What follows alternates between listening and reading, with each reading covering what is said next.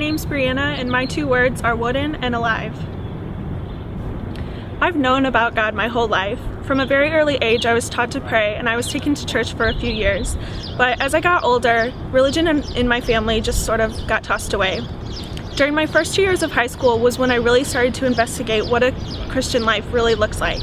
Unfortunately, though, this was a trivial time in my life, and I was faced with a lot of issues and situations that I hoped I would never have to face, and I let these things define me. I went from blaming God for my troubles and depression to yelling at Him and screaming at Him to help me. I was mean, condescending, and I had a lot of teen angst. But this was my autopilot, and in reality I was numb inside and I couldn't feel anything anymore. And so my word to describe this time in my life is wooden, because I just felt like this dead, broken piece of wood from a shipwreck continually being beaten by the storm, and all I was trying to do was stay afloat. After my sophomore year of high school was when I accepted Jesus as my Savior, and I decided to live a Christ-centered life. I realized that God had never left me alone in my struggles, and He included them in the purpose of my life.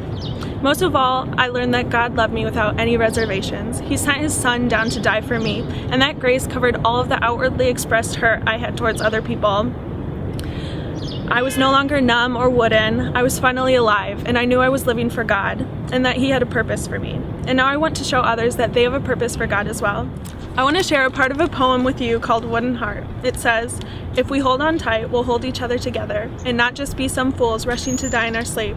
While these machines will rust, I promise, we'll still be electric, shocking each other back to life."